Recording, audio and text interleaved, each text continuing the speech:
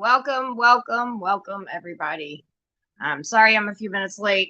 My day's just really gotten out of my hands today. So I want to say thank you for everybody that's coming in. Hopefully, you guys hit the thumbs up on your way in. Um, let's see who's in the house. We got Casey in the house. What's up, beautiful? Mama Red's in the house. Katrina, Miss Debs, April, how you doing? Hopefully you had a great day at work, girly. Bud, welcome, welcome. Welcome to the Hot Mess crew. Hopefully you hit that bell and subscribed and at least hit the like when you came in. Ring a ding ding. Josh, what's up, sweetie? Laura, how are you doing, babe? Sissy's in the house. Ohana. April's in the house. Oh, did I say April already? My bad. Here listening, how are you doing? It's Monday. It's Monday. It is, isn't it? So, my bad. My bad. Connie, what's up, beautiful?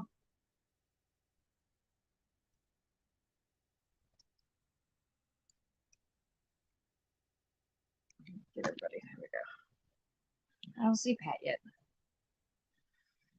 What's up? What's up, everybody? I brought Bud and Kentucky Patriots subbed and liked. Thank you, Miss Debs. Thank you very, very much. Thank you, thank you. I like the way it says I brought Bud and Kentucky. I was like, hey, you speaking my language, baby. I'm from Kentucky, so what's up to all my Kentucky people in the house? I'll be making some noise tomorrow. Hey, Pat. There. Now I see him. Now I see him. What's up, Pat? Oh, did we got friendly fire going on? Did Mavis actually get timed out? She'll be back in just a second. Mavis, they didn't mean to do it. It happens. I do it sometimes on channels. I'll be doing because I'm usually doing 500 different things when I'm talking, or you know what I mean. I'm gonna cut my camera on here in just a little bit. I'm trying to decompress a little bit, you know.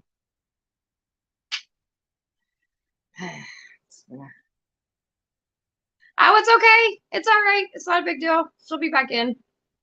Um, she'll be back in. It happens. I drop my phone sometimes when I'm modding and shit, and I put people, I put people on timeout before, so it happens. It happens. It happens. Trish is in the house. How y'all doing? I'm just giving it a few more minutes. Let a couple people get here. I literally just walked in the door. I had a really, it started out as a beautiful morning, but you know, spiritual warfare is real. And it's been a good day. It's just a lot going on. And then I had to, after getting done with the stuff that I needed to do, I clean houses to make extra money. And so I went and cleaned a house today. And so just got a lot going on. So I'm trying to get my mind right, because this is what always happens when I sit down and try to tell my story. And I'm just going to push through it tonight because that's what we do. And yeah, so I just ask you guys to be very patient with me, which I know you guys will be.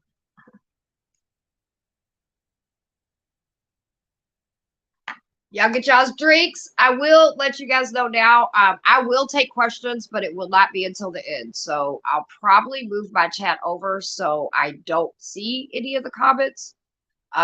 No stupid shit will be tolerated at all. You know, you guys can talk and all that kind of stuff, but just no trolling at all in my comments, especially when I'm doing this. Yes, Connie said. She said, I got the wine, beautiful. It's and so that's kind of my ground rules for when I'm doing stuff like this, you know what I mean? So it's just no trolling, no drama at all. I don't care who's in the chat as long as everybody can be respectful. And I will take questions for those that may have them at the end. Hey, Chingawe.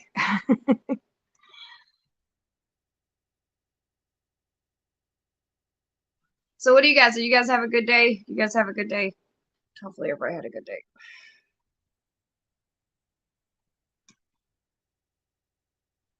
All right, I got my water.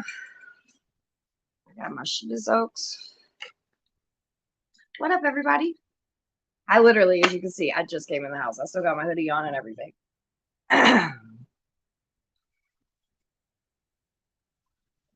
I'm gonna ask for prayers for just some personal stuff with my daughter and with my dad. If people can definitely pray for that, that would be awesome. I could really appreciate it.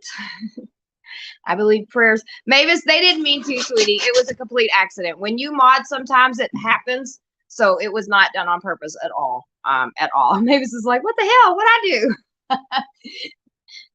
It means you really are family now because it was friendly fire. Sometimes friendly fire happens. So yeah. All right. So you guys, I tell my story and I teach at the same time. And so there'll be different times that things I talk about and I'll kind of try to pause and remember because I know that some of the stuff that I say, unless that you had been through it or whatever, you may not know the language. You know, so let me move these real quick. There we go. And so that's how I kind of tell my story. So I just want to give you guys a heads up on that. And of course, I will tell what I feel like telling right now. I'll obviously give a gist of it. But the reason why I tell my story is because I want people to see like, and if you pay attention, and especially if people that that are in therapy or not therapy, do therapy and shit like that, like, you know, doctors or counselors or whatever, you'll definitely be able to understand some of the stuff that I'm saying. And if you've been through just some shit, you know what I mean? Like some shit you're going to get, but I try to definitely, you know what I mean? Do this is in a teachable moment as I can. So I am going to do one more thing, and in literally 1.5 minutes, we'll start, and I'll start telling my story. Thank you for everybody that's came. Welcome, welcome to all the newbies.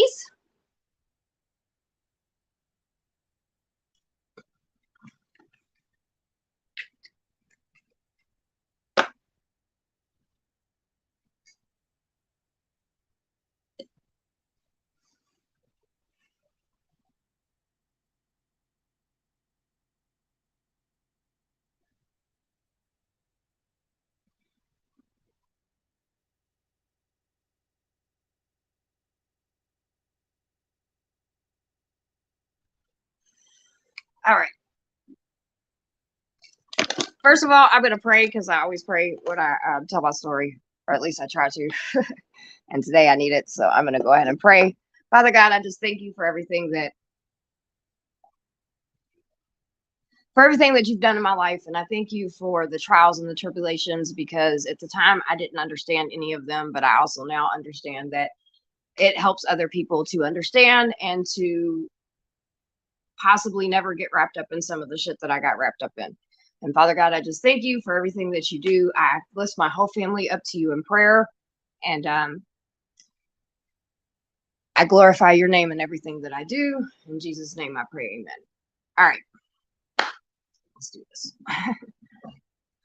All right, so my story starts at a very young age. And the reason why I start at the very beginning is because I want people to understand that triggering like trauma, so much trauma can leave you into a vulnerable situation if we don't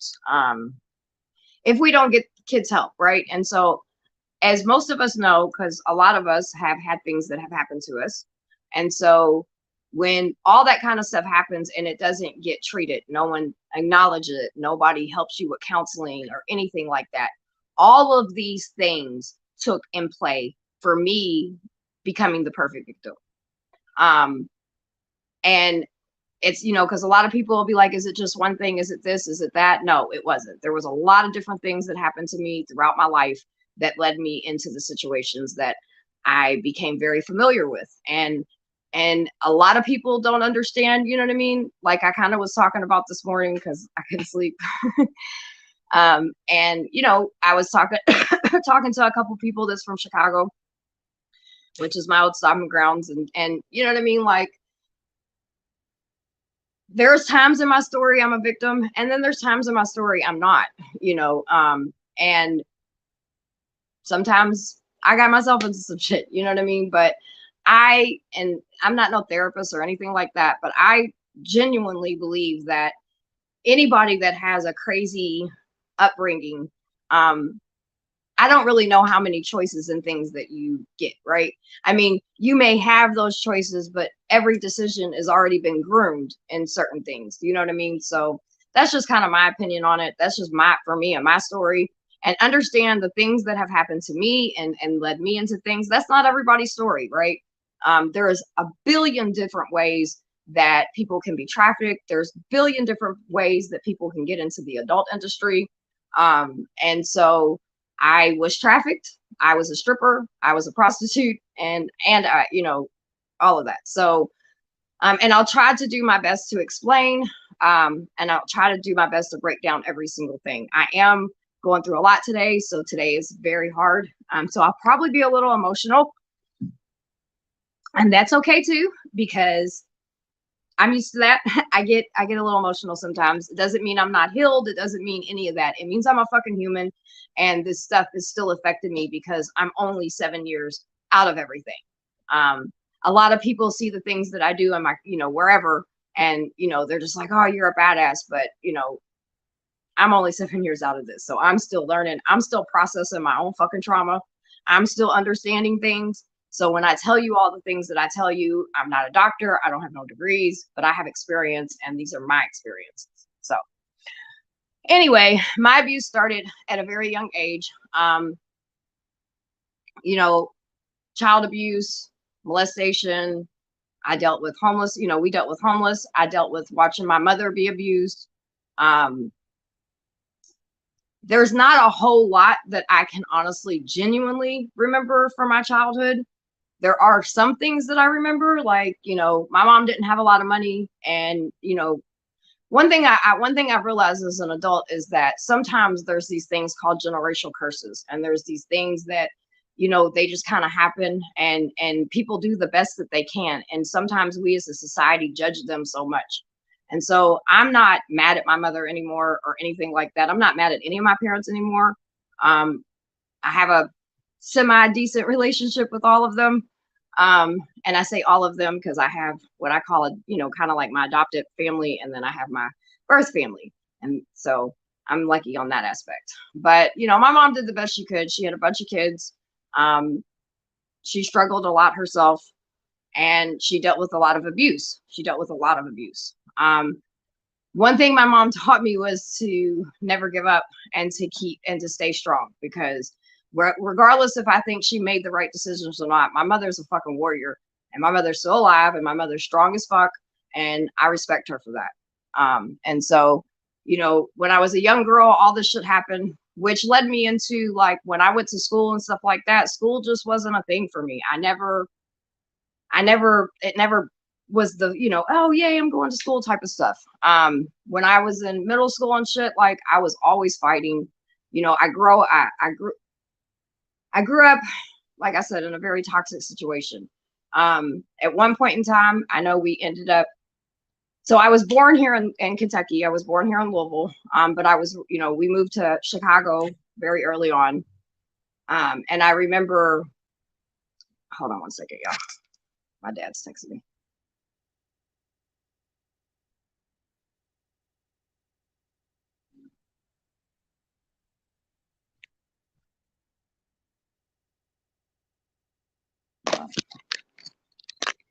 Sorry.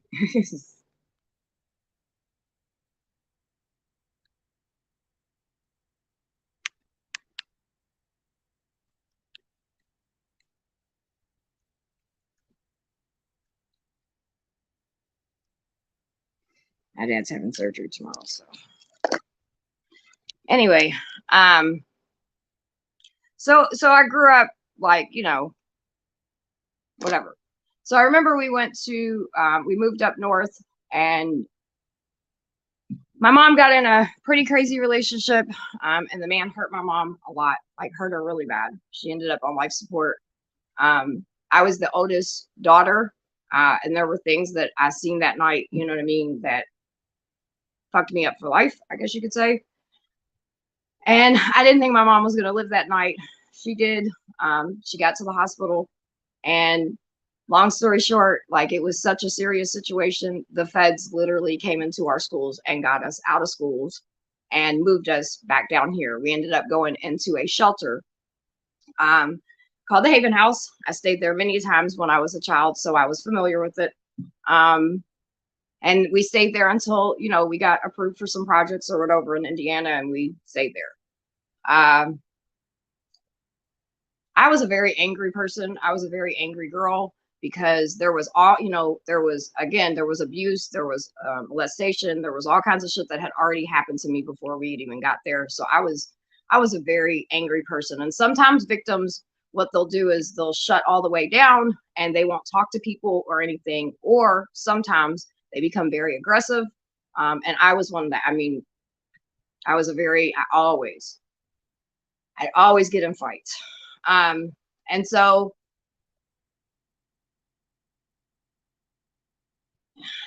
my dad, which I love with all my heart and soul, you know, he struggled with addiction off and on his life, a lot. And my mom just, I don't know, maybe didn't always have her priorities in straight or whatever. I started selling dope at a very young age. Started selling crack at a very young age. I don't glorify that, but it is what it is. I did it because we needed food, we needed clothes, we needed, you know what I mean? Like, and I wanted money. And so I started doing that, which led me, you know, got me to understand just kind of like the hustle and the bustle of life, I guess you could say. And yeah, I seen a lot of shit before I was even 15, 14, 13 years old, before I was 7 years old. So I was used to chaos. That kind of shit doesn't bother me. And so like I said, I got in a lot of fights. I ended up getting shipped to my real dad, which is in Chicago.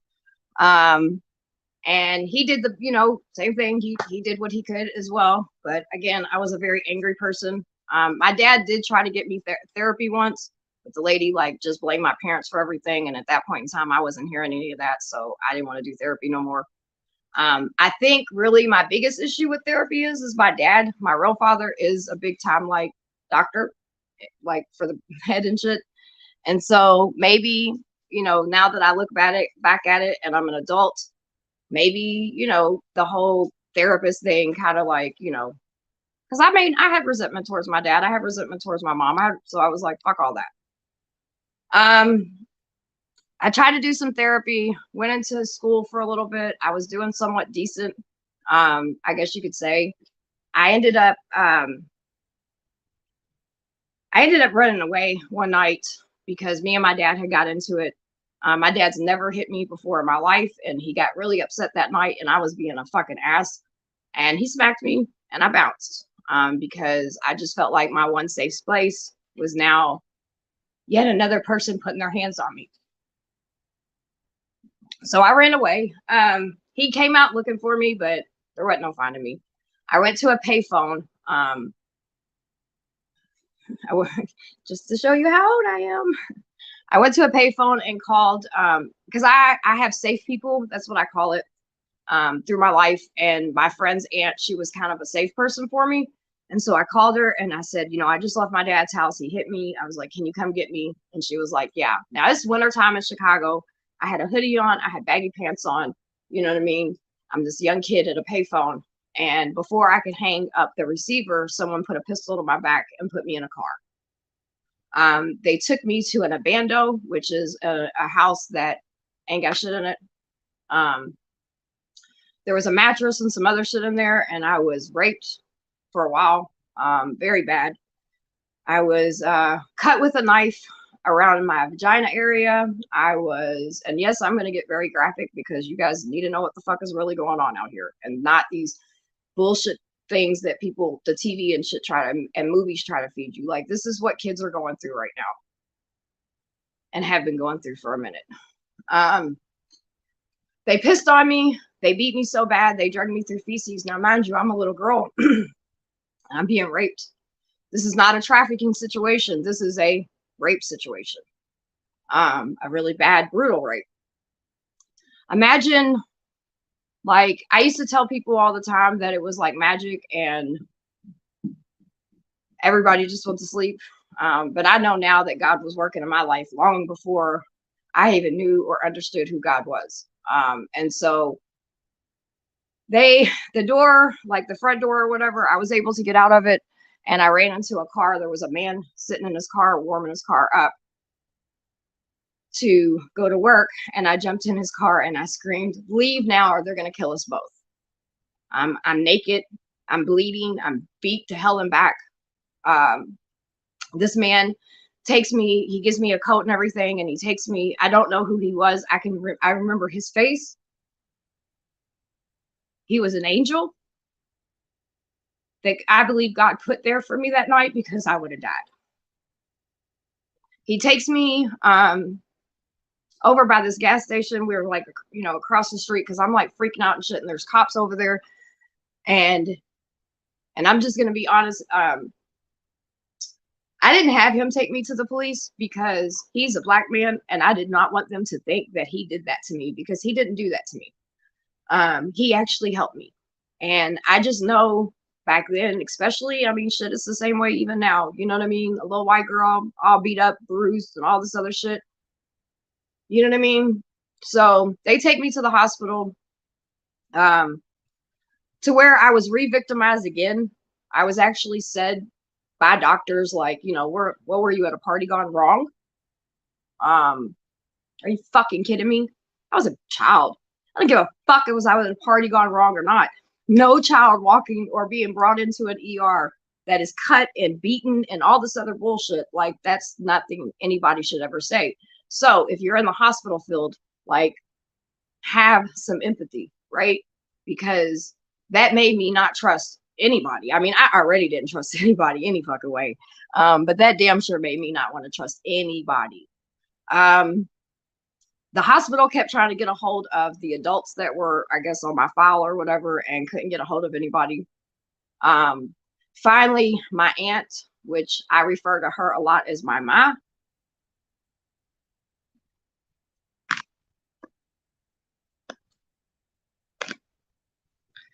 she came and got me from the hospital. And being the amazing woman that she is, always loved me. That woman showed me love a lot. And so I remember when we were walking out of the hospital, or not walking out, I was being she was wheelchairing me out of the hospital, because I told her, she said, "You're coming home with me." And I said, "Please," because I don't want to go back to the city, because I was scared. You know what I mean? Like, I didn't know if these people were going to find me, if they were going to try to kill me. You know what I mean? Like, I didn't know what the fuck was going to happen. And so she takes me. Well, my dad shows up right when we're in the parking lot, and he's like, "No, you're coming with me." And my aunt was very like, "No." So I went home with her and my uncle, which I refer to as my dad and my ma.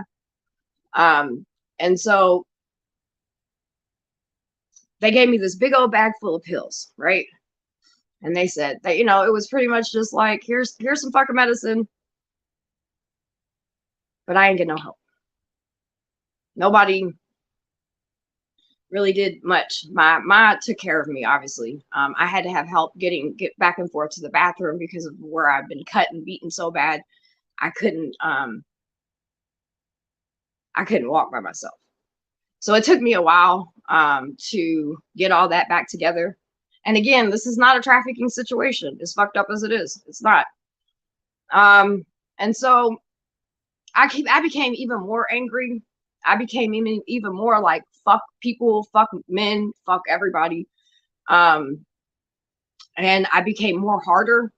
Like, my heart just, I felt like was black at that point. I didn't give a fuck. I didn't care about nobody. I didn't care about myself. I didn't give a fuck. And you know what I mean? And that led me into a lot of shit. I started partying. I was, you know, whatever, just doing stupid shit as kids do, I guess you could say. And my mom, she did everything for me, and she tried so much to have my back. and I pushed her away because I didn't trust nobody. I mean, who the fuck was I supposed to trust? I mean, yeah, she was there for me and she always loved me. To this day, she always loves me. But to this day, I have trust issues. Right? So, you know what I mean? Fast forward, I end up back down in Florida where my mom's at. And same shit, man. I got into selling dope, gang banging, you know, and gangs, a lot of people don't understand gangs, but like it gives you a sense of comfort. It gives you a sense of family. It gives you a sense of security. It's a little glamorizing, you know what I mean? And so to a kid, if you wonder how kids get sometimes put in, you know, the gang life looks so cool. But when you're missing all those aspects, it looks very cool. And I mean, I had no sense of life. I didn't care if I lived or died. I mean, I used to pray. I remember when I was being raped in that house, I would pray. I was like, if there really is a God, because I know who God is. I mean, I've been around, I was raised around all that, right?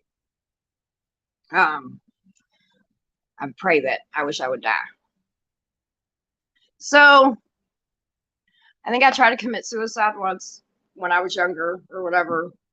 It didn't work, unfortunately. Or fortunately, shall I say now, because I like my life now. Anyway, so I moved back down to Florida. I'm getting into some, you know, same old shit.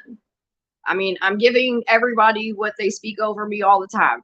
I was going to be nothing but a whore. I was going to be nothing. I would be dead by the time I was 18.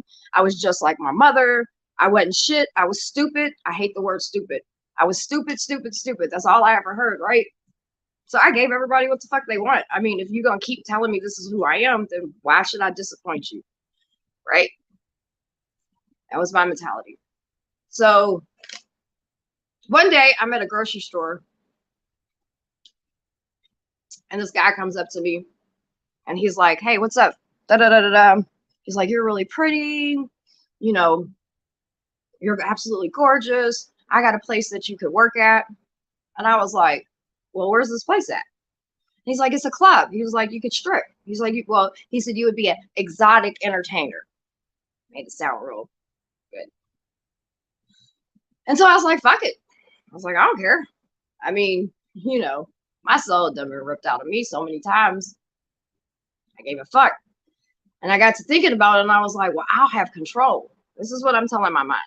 I'll have power. I'll have control because these motherfuckers are there to pay me.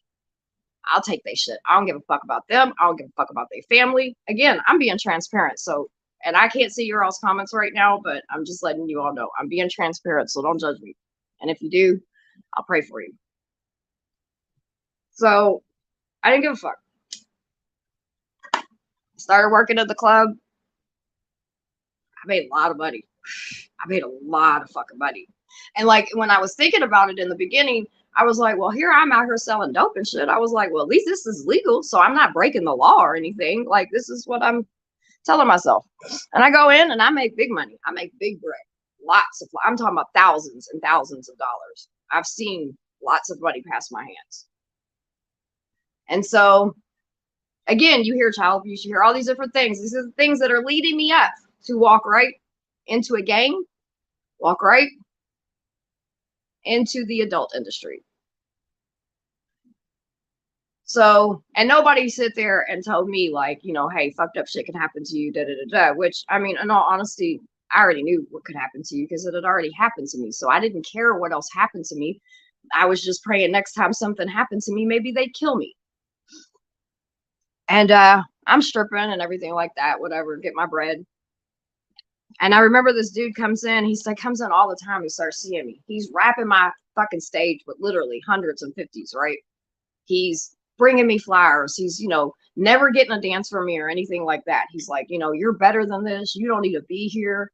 Like, you're smart. Like, you actually got a brain. And again, like I was saying on Doofus's show last night, just like anything else, you study. And so, like, I studied politics, I studied sports, so I knew what the fuck I was talking about. But in all honesty, I really didn't know what I was talking about. I was just watching the news breaks. And it made me sound, I guess, like I had some sense. I know how to put on two different roles in my life, because when I would be outside of the club, you know, I'm a street bitch. Like, I've always been a street chick. I'm a gutter chick.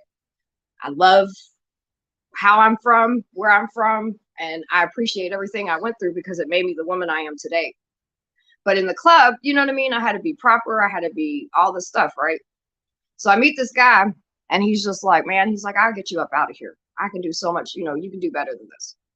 So eventually, after, you know, him keep being persistent, and whether it's a strip club or not, come on, ladies, let's just admit it. There's always some guy that has, and it may not have came in a stripper form, it may not have came in a pimp form, or at least you didn't know it. But guys are, you know, and women are good at this too. This is a part of abuse, right? You know, you're better than this, da, da, da, da. And I mean, he did me up. Like, I promise you, like, I didn't want anything, dude. We would go shopping, we would do everything. I had mad, like, everything, you know, and I was just, I thought everything was cool at first. I thought our relationship was straight. He was my boyfriend.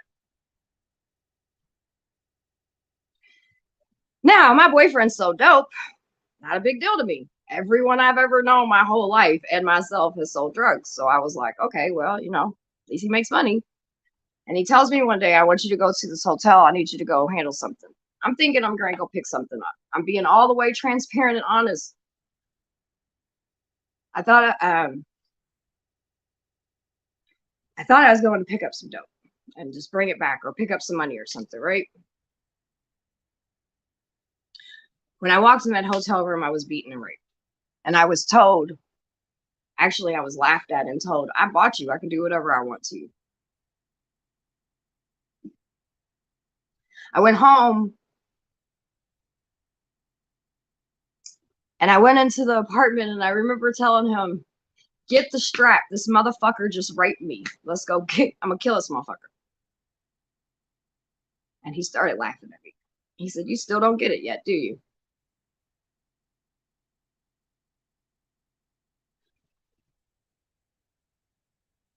He proceeded to beat the fuck out of me that whole night, from one side of the apartment to the other. So he groomed me and made me think that, and this is what we call Romeo pimping. This is actually how a lot of shit's done. He had me think that he was safe. I could trust him. He would never hurt me. He would never be like all those other people that put their hands on me and all this, because he had never done any of that up to this point. That night, he definitely did. And so, you know, pretty much it was told that from here on out, I, you know, do what the fuck he says or I'll be dead. Now you have to remember, he just beat me so bad. He didn't need to chain me up. I was scared. I didn't really have any support or foundation. I mean, I knew people, but ain't nobody going to get involved, because we live in a society where nobody's getting involved. We turn our heads away when we see shit. And especially back then, wasn't nobody talking about no human trafficking.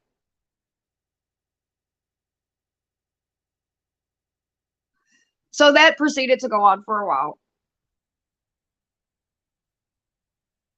until I got away from him. And to be honest with you, I'm not all the way for sure. I can't really remember exactly how. I know it was some crazy shit or whatever, but, and it doesn't really matter the in and out details of how I got away from him, right? Matters I got away from him. But because we are human, and whether you guys want to admit it or not, we are creature of habit. It's what we do. And the only place that I ever really felt accepted and got where people understood me, and there were other women that dealt with the same shit as I dealt with, was the clubs. So I went back.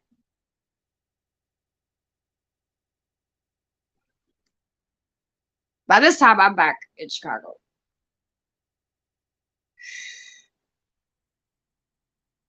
So another thing that sometimes can happen in the clubs, and even outside of the clubs, just depending on what kind of city you live in. And I lived in Chicago, so Chicago is has a very underlying belly of shit, right? And so in the clubs, and I'm not going to go into all of that because I'm not, but in the clubs, there's just certain people that run the city. And I got into a lot of, fun stuff, actually. I was like, I ain't never having nobody pimp me out again. The club I worked at, I had got to go walk out some wrestlers for WWE. I got to go on the Man Cow show, which is a radio show up there. I got to do a bunch of shit, right? So at that particular time in my life, things were cool. Things were fun. I was making a lot of money, whatever. I was just working in the clubs. Eventually, another guy comes. Fucking, I just wanted to be loved. That's the problem. My whole life, I wanted to be accepted and I wanted to be loved because I didn't really know what that was. In between all of this, before I meet the other guy, I have a baby. A beautiful little baby. And I didn't know how to be a mom at all. I knew how to hustle. I knew how to make shit happen, but I didn't know how to be a mom. I tried. We had more of a sister relationship. I was very blessed because of my aunt. She helped me with my daughter, my grandfather. My family stepped up in Chicago and made sure my baby was taken care of. Because I didn't care what happened to me, but wasn't that going to happen to my child? And so I stayed in the chaos, you know what I mean? And but my daughter was taken care of, hey, I can pay for Girl Scouts, I can pay for piano lessons, I can pay for all this stuff. And I thought that was being a mom, right? Because sometimes that's how my parents parent me. But stuff doesn't give you a relationship with your mother. I know that now.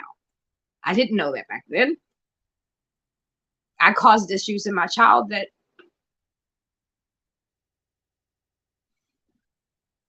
nobody has to talk shit about me because I do it to myself every day. But at the end of the day, I did what I needed to do to protect my baby. So I meet this other guy or whatever. Now, I never brought anybody to my family's house or anything like that. No one knew where anybody lived at. And meet the guy. I noticed, he's selling dope and he has a bunch of females around him. But I was so naive to the whole fucking situation because I wanted to be accepted. I wanted to be loved. I didn't realize I was walking into a pimp that had a stable of females. So a stable is when someone has multiple women. And it's what it was. And I found myself back in the same situation again. And my sister, my sisters or whatever that were there with me, we were all kind of in this fucked up situation, but we try to make the best of it. But this guy was very scary. This guy was very dangerous. This guy is no longer alive. I just want to throw that out there. Prayers do get answered. He probably caused the most insane shit that I've seen in my life. Girls had disappeared. We never knew where they were again. A friend of mine. So I have a trigger, right? So if I come to your house, and most of my friends can tell you, we're probably not going to hang out in your living room. I try. I try. But just living rooms for me and really hanging out at people's houses, honestly, is really hard for me. Relationships are real hard for me, even to this day. And so like my friends will tell you, I'll come through and I'll be like, hey, da, da, da, da. And then I kind of just bounce. The reason why living rooms trigger me is because he would call these meetings, and anytime a meeting happened, it was always bad. And I seen him shoot one of my friends, and we never seen her again. And so when people are doing stuff like this to you, and a lot, not all pimp situations, especially like street level pimp situations are like this, but when you get higher up into the rings and shit like that, it can get a little bit more dangerous. It can get a little bit more brutal. Friends of mine end up in the rivers, in suitcases, in dumpsters, in alleys with 2 needles in their arm, or given a hot shot. And a hot shot is when they purposely overdose you to kill you. That happens all the time.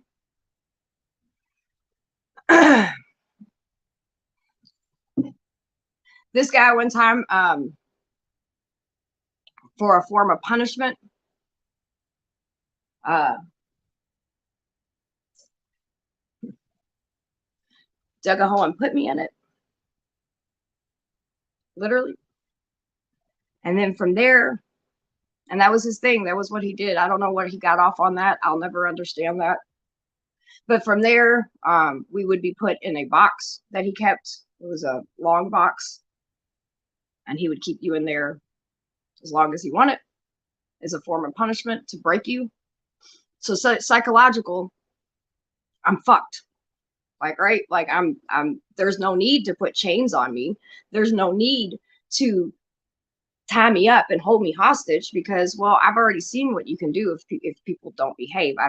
You know what I mean? So that's why when people ask, why do some women never leave? Because the chains are here, right? And so you'll hear me many times to say, I would rather someone beat the fuck out of me than ever play with my head. I can't handle mind games. I don't react well to them at all. Imagine that. And so eventually I got away from him. So sometimes traffickers will tell people that women have debts, and the only way that you can get out is if your debt is paid. Now, mind you, we're the ones that are, being raped or whatever, sold, whatever you want to call it. But we have debts. I think that makes sense, right? So I get away from him. I'm like, I'm never, ever, ever, ever having a pimp again. I was bought to get away until I got free out of that situation. About 28, 29, 30 now, because I got with my husband 30. So 28, 29, I got free from all that situation. I ended up back down here. I was in the clubs working, that's all I knew. It was that and selling dope. And I was good at those things. I knew I could provide, I could make money. In between, I've had another child, by the way. And her grandmother realized, I was in denial, but she very much realized that I was being pimped out. My as well, by this time, also figured out that I was being pimped out, even though I was in complete denial. I remember finding my mom's journal, and she said, I think Amber's being pimped out. Amber's my birth name. And I remember getting mad at her and telling her she didn't know what the fuck she was talking about and all of that, right? And so I'm back down here. We have a strip called 7th Street. And I'm working on 7th Street for a long time. I meet my husband, which is kind of crazy. I met him because me and his cousin roommated together. I knew his cousin. I've known him since I was a little girl. He always was a safe person for me. He always looked out for me, made sure nothing happened to me, anything like that. And so we were roommating together. And he kept telling me, he's like, man, he's like, you got to meet my cousin. And I was like, look, I ain't got time for this shit. It's like, I'm trying to get money and make sure that, my kids is provided for. But I ain't got time for this. And so one day I come out of my bedroom and my husband, was sitting at my kitchen table. And, actually what had happened was I was arguing with a different guy. We got in a big fight, and, I don't know, he pissed me off, and I grabbed a butcher knife and I was chasing him out of the apartment while Curtis was sitting at the table. I didn't know he was there. And I chased the guy into his car, and you know, I was gonna stab him if I got a hold of him, but I didn't. So don't worry. Not that time anyway. No, I'm just not, anyway. So me and that guy stopped talking. I go back into the house or whatever, you know, and I think me and Curtis said a few choice words, you know, whatever. Um, and then he came back over another time, and you know, he was laughing. He's like, so he's like, you don't fuck around, do you? And I'm like, nah. He's he's like, I ain't gonna lie though. He said there was something sexy about that. You guys always love us crazy bitches. What is it with guys and crazy chicks, huh? Um, and so I guess he doesn't get scared easily. That's what he told me. And so I remember we were sitting there talking. I was standing in my kitchen eating some chips, and he's sitting at the thing and at the table, and we're just, you know, chit chatting back and forth. And he's like, you know, I said, so what do you do? I said, what do you sell dope? Are you on parole? What the fuck? I said, what's your issue? And he's like, well, actually, he says, I'm a life coach. And I said, you're a life coach? I said, no. I said, you ain't no fucking life coach. I said, you got to be a fucking pimp. He said, no, I'm not a pimp. He said, now I've been in his own forms of the adult industry. But he's like, nah, I ain't no pimp. And so I was like, yeah, whatever. But there was something about him. I don't know, dude. There was just something about him. But I wasn't giving in that easy, right? And so, you know, there was a couple different times I think he had came over, and I was just like, hey, what's up? You know, you want to smoke, whatever. Because I smoke bud. And so then one time I was laying in my room, and he had came in, and we had been talking about The Secret. And so The Secret is something that before I became a believer or whatever, I kind of stood on. Like, I really understood like the universe and just what you put out there and just all the different things that come with it. And I had The Secret. It's a book, and I had it laying on my coffee table. And he's like, what you know about that? And I was like, shit, what do you know about that? He's like, I got the movie.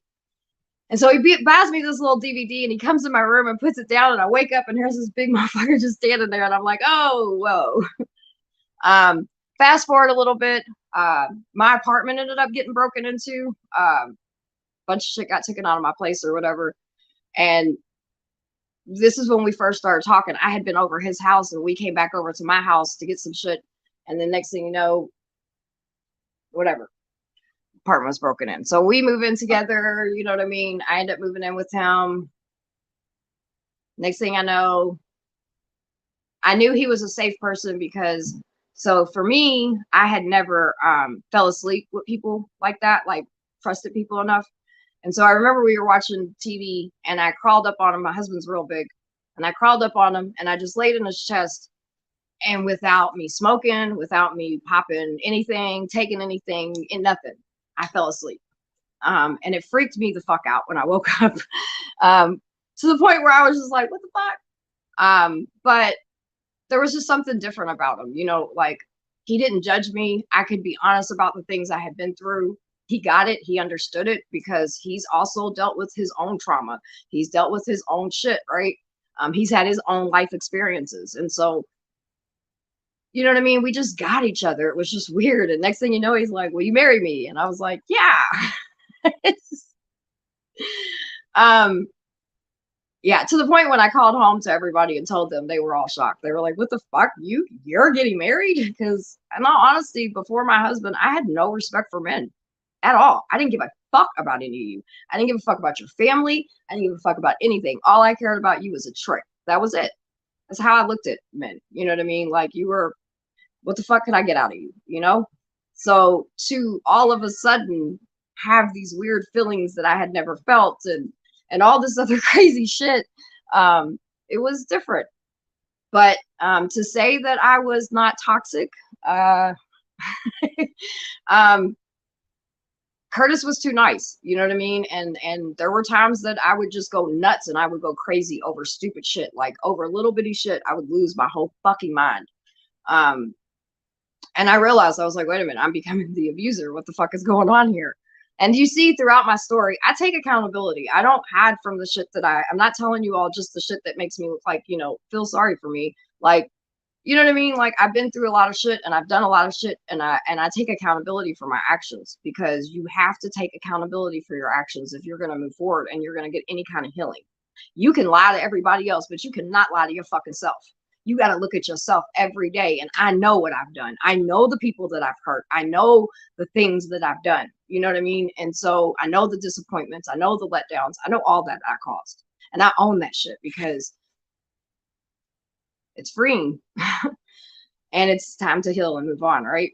So anyway, I'm toxic as fuck. I'm toxic. And I'm still in the industry. I'm still at the club working and da da da da da. And my husband, you know, he would tell me all the time, he's like, look, you don't have to do any of this. But he also knew, like, you can't tell me if it was like you're gonna stop doing this or you're gonna lose me, holler. Like, that's just where I was, you know what I mean? And that's not the type of man he is. Like, he really just was very gentle with me and he walked with me. And so that shit went on for a while. I remember working at the club and I'm like, man, I'm not making any fucking money. My homegirl, she would post to do massages and shit like that. And so I was just like, fuck it. I was like, it is what it is. And so, but before that happens, I'm going to fast forward, back up just a little bit. My best friend, she gets killed. It's Farmers Weekend, Farmers Machinery Show. People come here from all over the United States. They buy farmer equipment and all kinds of other shit that I guess people in that kind of business does. But also they come here and, you know, they cause a lot of ruckus. And they spend a lot of money. And so that weekend, one of my best friends, Lisa, her regular. And so a regular is something that we call in the clubs, or you know, it can even be a, you know, a trick that's right. Well, they're always tricks, but a regular is just somebody that comes in all the time to just see you, right? And so one of her regulars had came in, and I don't know, man, I never got a good vibe from this dude or whatever. And I remember saying to him, I was bartending that night, and I remember saying to him, like, if you ever hurt her, I'll kill you. And I meant that. And he looked at me and he said, Rosalina, because that's the name that I dance by. And that's another thing in the industry, like we never go by our names. So if a girl tells you, she's lying. So anyway, I went by Rosalina and he said, Rosalina, I would never hurt her. And that Monday, he shot and killed my best friend. He shot her in the face and 4 times in the back. With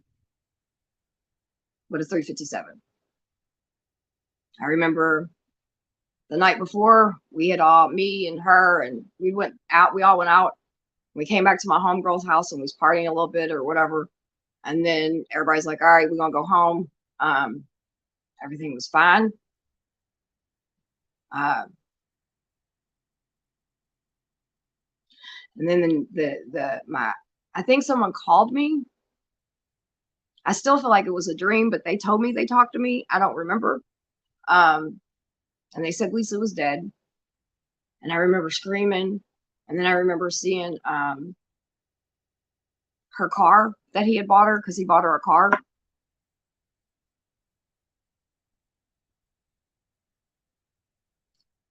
I couldn't believe it. It wasn't the first time that I had a friend die, but like, me and her had known each other for a long time. It's probably one of the only people that we even knew each other when we were younger. And so she gets killed. It fucked me up. She had 5 kids, and you know what I mean? She was trying to get out of the industry. Like, she had just signed up for nursing school. She was supposed to start like in I think it was like 2 weeks or something like that. We were trying to get out of it, like we were trying to exit, you know what I mean? Like, we knew our kids were getting older and shit, and we just, you know, we'd have had the conversations, me, her, and Red, about how like we just wanted to get out and do something different.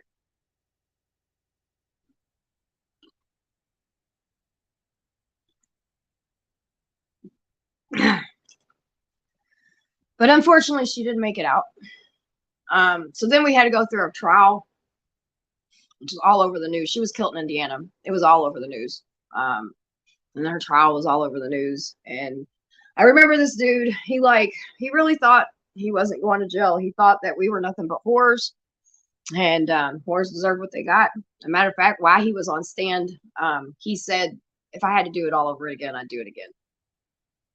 Thank God the judge seen us as people and gave him 65 years for killing her.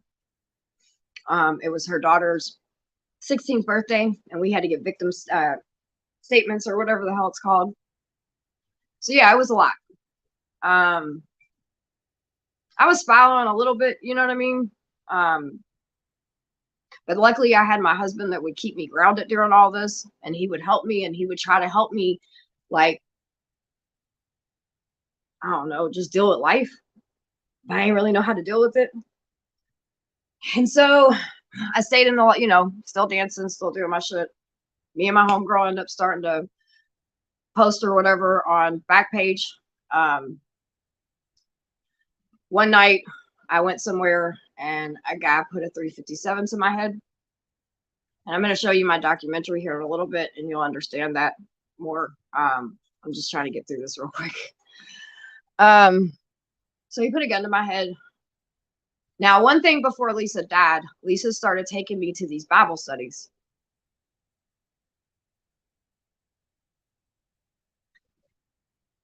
She'd be like, sis, you got to come. You got to come. These people are really awesome, and like you can just learn about God in a different way. And I'm like, fuck that, man. I said, them motherfuckers do nothing but judge us. They don't care about us. I was like, they just want to, I don't know. I said, I don't know, they probably getting a paycheck or something off of us. But nevertheless, I started going to these Bible studies. And I thought it was good for my kids. I started taking my kids and shit, and it was really good for them. Like, they had community. They started learning about God. I was a hot mess, but, you know, like, I would sometimes just get up and leave Bible study, and they'd be like, where are you going? I'm like, well, shit, bitch, you ain't gonna pay my bills. Like, you can sit here and try to feed me some Jesus, but you ain't giving me no fucking solution. So I gotta go to work. You know what I mean? And they would just be like, all right, Summer, we'll see you next week. You know, and slowly but surely, you know what I mean? I think that I started softening up, and I think it was because it was a Bible study just for women like me. And so slowly but surely, you know what I mean? I started trying to figure out this whole God thing a little bit more, and the walls and shit started coming down a little bit. And then, like I said, me and my friend went to post, and went on a call one night, and this dude put a gun to my head, put a 357 to my head. And I don't give a fuck if y'all believe me or not. But like, when that happened, it was like the gun was going up and down like this. I can still feel it to this day. And then all of a sudden, it was like something just came out, and it was like a force moved this gun off of my face.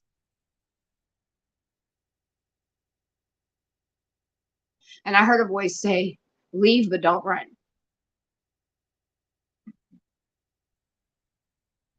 And I remember my homegirl was in the truck, and I get out of there, and I'm running to the truck, and he comes out in the back, like comes out.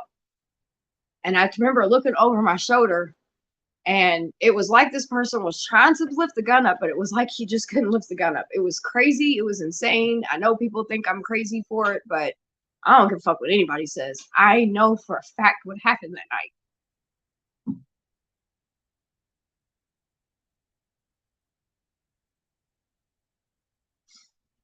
And I'm the type of person, like, I don't care what happens to me,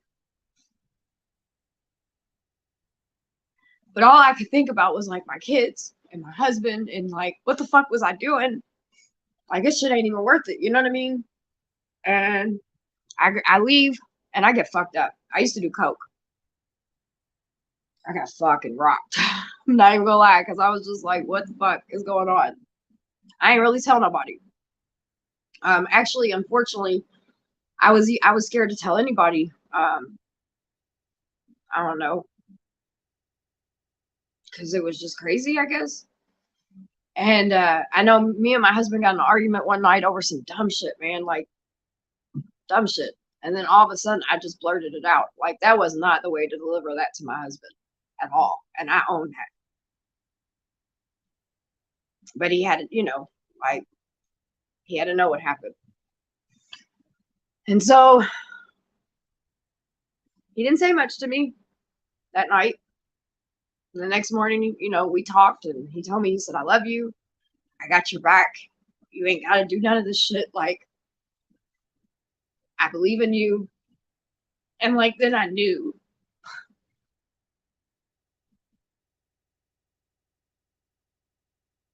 I couldn't do this no more. Like, I couldn't do the life no more.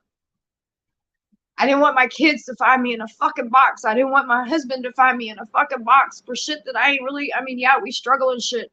But again, money's a trigger for me. And so I started my healing. I started scrolling on Facebook and I seen this shit called Hookers for Jesus. And I was like, what the fuck is this shit? Hookers for Jesus. And she had pink hair, blonde and pink hair, and like she's talking about God and she's talking about Jesus, but in a way like I don't know, that just I got it. And then she talking about her story and shit, and there's a lot of shit, some things in her story. One thing about survivors, we will have similar things sometimes, maybe not the exact, but we are, you know, whatever. And then I met her, and then I started meeting other women online in the survivor community. Like I didn't really know the whole trafficking thing at that point. And then I just got this fire in me, and I was just like, man, fuck this. Ain't no, not another motherfucker gonna be hurting anybody else, and people need to know what the fuck is going on. Like I just had this, all this rage turned into, but not in like I wanted to go hurt somebody. Like I needed people to know like what the fuck is going on.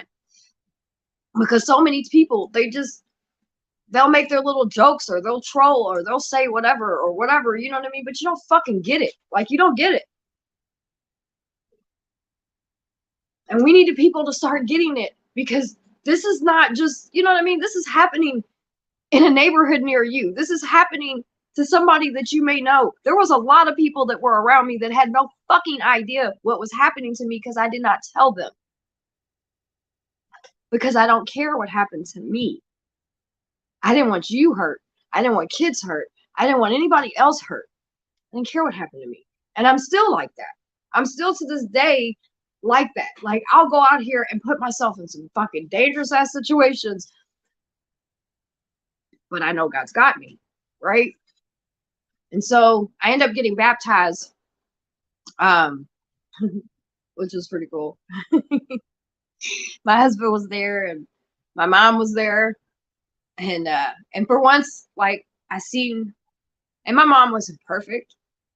And yeah, I get mad at her sometimes, but I love her.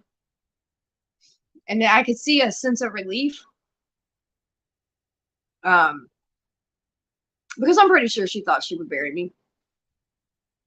And so, and my kids and stuff, and they're all little, and you know, my husband, and I'm just like, okay, I'm like, I'm gonna do this. I'm gonna do this. I start going to Bible study more. And then I would sit there and I would think, and I'm like, man, these ladies have an organization. Why the fuck can't I do this? Like, I mean, they doing it. Why the fuck can't I? And I'm getting into places like all of a sudden, like I would do we would do marches and shit, or I remember one time I was like, everybody in the fucking city needs to come hear what I gotta say. And I started emailing all these fucking churches. And I was like, well, if you love Jesus, then you need to be in Shelby Park and you need to hear what the fuck I'm gonna say. I mean, I emailed all kinds of people.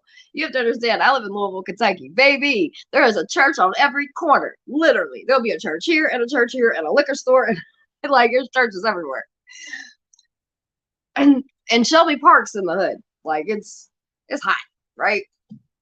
So my husband, he's like, baby, I'm proud of you. He buys me some, you know, water and shit like that. And I go to this park and people show up. There's like 60 something people that fucking show up. And I'm like, wait, what? It's like, okay. So I start, you know, telling my story and shit. And it was crazy. I, you know, started, I didn't know that was networking. You know what I mean? I had no fucking idea that was networking. And so after that, I would do stuff like, you know, go feed the homeless or, you know, whatever, right? And so next thing I know, I go to these ladies and I'm like, what would it be like for me to start an organization? And they were like, I mean, I actually sat down with my friends and I said, help me get this together. Cause I don't want to sound like I don't know what the fuck I'm talking about. Right. And so, they helped me with this little PowerPoint or whatever the fuck it was. I don't know what it was, but it was, whatever. It says, hey, I was going to name my organization Scarlet Angels because it was going to be the way I presented it was that we were going to be like a branch of them, you know what I mean? Just for survivors. Like they did what they did, but I wanted something just for survivors to do community work, because when you're in healing and all this shit, you want to get out. You want to help people, right? Like it helps you heal. It helps you. And it's not like you think you're better than them or anything like that. It's I don't know how to explain it. It's just a beautiful thing. And so I was like, I went to the founder and I said, hey, I want to start Scarlet Angel. I said, and it can be, for survivor, it can be survivor led. And because by this time I'm in the survivor community online. So I'm learning the language. I'm learning the different things that, make me sound like I know what I'm talking about. And at that point, I had no clue. But I went with that shit. And here we are. Anyway, so I go to them and I'm like, for when people want to do community service or if people want to speak or anything like that, they can reach out to y'all and say, hey, we'd like one of Scarlet Angels to come through, whatever, right? And she looked at me and she said, I'm sorry, but I can't support that. And I was like, well, why? And she said, because I don't want you taking my donations. Right fucking there, I knew I was being pimped out yet again. See, reexploitation is very, very real. And oh, baby, it happens in the name of Jesus all the time. See, I was good enough to come to her Bible study. I was good enough to go to her little tea parties and all this other shit, right? I was good enough to the first time I ever fucking spoke in front of 350 people, and I was not ready to speak. I had just had a fucking gun to my head. But she came to me and said, hey, you want to speak at our tea party? I was good enough for that, even though I threw up literally like 16 times. I mean, I was dry heaving after a while, but I was good enough then, right? Oh, but you can't support me? Bitch, I never asked you for any. And I told her, I said, I wasn't asking for nobody. We don't need money to do what we do. Like, this is my mentality at that time. I was like, shit, I could buy my hot dogs with the food stamps that I get. I don't need your money. I just need you, like, can you support us? And she said, no, it'll take away from my donations. I said, well, fucking goddamn. Didn't even know it. I was being pimped out. Reexploitation is very real. You have to be very careful that you don't reexploit somebody. And so, long story short, you probably know that that relationship ended. And next thing you know, I'm ending up in fucking mayor's meetings. I'm ending up in all these crazy places that like doesn't even make sense for me to be there. And I'm showing up in like, because I don't give a fuck. I don't know if y'all figured that out about me or not, but I just don't. So I'm in the, again, I'm still learning. There's this sexy man. It's cold out there, ain't it? So I'm showing up to all these meetings and I'm literally wearing like Angry Bird pants, pajamas, hoodies, and rain boots, right? Like they look at me like, that bitch ain't stable. and finally, somebody was like, and no one said nothing to me for a very long time, right? And so finally one of my friends came up and she said, sweetie, she said, you are Summer Dickerson. She said, I love you. She said, but you could start playing the role now. Like you could get out of your Angry Bird pants. You don't have to show up to mayoral meetings with pajamas on. And I was like, but what she didn't understand was I was still struggling with just getting out of everything and being sexualized on everything that I ever did. I took some healing. It took healing to want to put makeup back on and get my nails done and get my hair done and wear cute clothes, because I'm a very little girl, but I'm a very curvy girl, right? And so no matter what I wear, right? And so I started doing that. I started buying little business dresses. I had one of my mentors, because by then finally I got me a good mentor. She was awesome. And I'd be like, I need you to help me. I need to look like a businesswoman. I don't know what the fuck a business. I mean, I knew, but I didn't, right? And so we go and we get all of our stuff and everything. And I'm finding my stride, man. I have no fucking idea what I'm doing, but I'm showing up. I'm sitting here listening to everybody. I'm soaking everything in, every single thing they say, everything, whatever. And remember, how I said people always judge you. Well, a lady came to me one day, and this is kind of not, this is just to show you how people are. I was in a nice business dress. It was a fitting dress. Most business dresses are. Nothing was showing at all. And she says to me, she says, Summer, maybe you should start wearing baggier dresses. I said, excuse me? And she says, well, yeah, like you're just sending some very lustful things out about you. I said, what the fuck am I sending lustful out? I'm like, what? And so, we go into this big conversation, and this is a woman that I supposedly like really thought like she was there and all of that, and the whole time she was judging. And so it's little things like that that can set survivors back, because here I am doing my best to not be over sexualized, right? Even though naturally, without even all that, I'm very happy with my sexuality. I'm very comfortable, and today I'm very comfortable in the skin I am in. And I am not ashamed of who I am as a woman.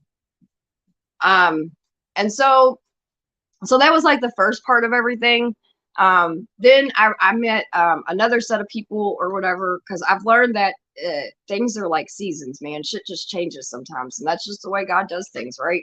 He brings people in your life for a moment, and whatever they're there for, and then sometimes they leave. And that was a hard thing for me to get used to too, because, well, I got abandonment issues. Imagine that. Right. And so I'm like, why are all these people coming in and then they leave, and I had to learn, like, ain't everybody going to go where you're going to go. Some people are just there to teach you, and some people are there to grow you. And some, everybody has a purpose in your life. What are you going to do with that? Right. Are you going to, and there's always two choices. You can fuck off with the person, or you can learn with the person. Either way, it's your choice. And so I meet another set of people. A lady, I got my soap business. I was at a 4th of July party one day, and I'm just a hot mess. And she had a really cute, sparkly sweater on. And I walked past and I was like, I like your sweater. And then I walked off, and she was asked the lady, she's like, who is that? And the lady was like, oh, that's Summer. And next thing you know, she got my phone number, and she calls me like a couple days later, whatever. And she says, God told me to give you my business. And I was like, lady, I don't trick anymore. So, I mean, like, what the fuck are we doing here? And she said, no, Summer, no. She said, that's not it. She said, God told me to give you my business because it's going to help you.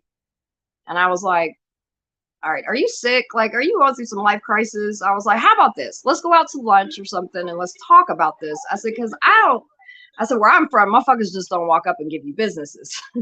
And she was like, well, God does. And so we met and we talked, and she explained to me like how that business helped her when she left her first marriage during a domestic violence situation. And when she met me, God just really laid it on her heart, because she was also fighting in the anti-human trafficking movement. And so her soap, that's what the proceeds went to, was to help survivors of trafficking. And she said, and when I met you, she said, I knew this was going to help you. I'm not used to people believing in me. So I didn't know how to take it first. Finally, she drips everything off, and it was amazing. I learned how to make soap, and I remember when I walked into her house, she had scales and shit set up, and I was like, what are we doing here? And she said, we're making soap. I said, well, if I didn't know any better, I think we was going to make a batch of dope, but you said soap, so let's do this. And so be it. So we do. And I learned how to make soap, and it's amazing. It's beautiful. You guys see me make it the other day. I've taught other survivors how to do it. And it made me feel like I don't know, like I was important. I never had a business. I never, you know what I mean? Like I never was a positive attribute to the society. So if that's even a fucking right way to say it. So it was different and it was new, but it was like, okay. And I just started, more and more I'm doing my healing. I'm getting relationship with God. Can't nobody tell me shit, right? Like I'm going all over the state. I'm starting to speak at places. I've had to learn how to not trigger my audience as much. I remember one of the places I first spoke at was a woman's Bible study, and like in the middle of it, I'm ignorant. I was like, well, chances are we got all these women in here. At least one of your husbands buying sex right now. All these women pulled out their phones. I was like, oh, don't do that no more, Summer. So, I had to, over the years, I had to learn how, and I'm still learning how to tell my story to where it doesn't trigger me or other people. So I find these other group of people, and I'm bringing women home at this time in my life, like, and their kids. I think we had, babe, did we have 6 or 8 women living with us at once? How many women did we have living with us at once? 6 or 8? And their kids. Well, yeah, maybe. Yeah. Curtis would come home from work, and and there would just be random chicks and their kids in the house, and he would just be like, I know God's got this. This is your mission. And he would just walk to his room. But I always say my praying husband is what got me those houses. So one day I'm at the pantry with Pastor Dave, and Pastor Dave just comes up to me and he says, God told me to give you this house. And I was like, where the fuck was God when I was homeless? I was like, he's just giving me all this shit. Like, what the fuck? And so he said, come on over here and let's look at the house. I said, all right. So we go over to now, which is Esther's house. And when I walked in the house, I immediately started crying. And he said, what's wrong? And it smelled like the place I was raped at. And so it took me 18 months. I had to sand those floors. I had to paint. I had to do so much shit. And I worked through my trauma in that house. And all right, come on, babe. I'm in the middle of the show. Love you. Thank you. She distracts me. She's heard my story. Go. She's heard my story. My kids have heard my story. Anyway, so he gives me this house, and for 18 months I work on this house, and it's beautiful. Like, it's beautiful. It's beautiful. It's beautiful. In a minute, when I show the documentary, you'll see when it was in its working stages. I was going to get some pictures. I will post some pictures on my community page of just how it looks on the inside, so you can see it now. But anyway, so I work on the house or whatever. I opened the house up. It was amazing, man. It was just, it was so dope to be able to do that, because I grew up in shelters and I lived on the street, and I remember how people treated us, you know what I mean? And so, and how they treated my mom and my brothers and sisters. And I don't know, it's just it was kind of dope. And so I opened the house up, got women coming, and I mean, we're just doing this fucking thing called life together. I sit down with a bunch of other survivor leaders and see how they run their shelters. And I have a whole format. Like, we have rules, regulations, med sheets, like we have the whole shebang, right? Which, I don't know, it's kind of cool, right? Because I never thought I'd be able to do something like that.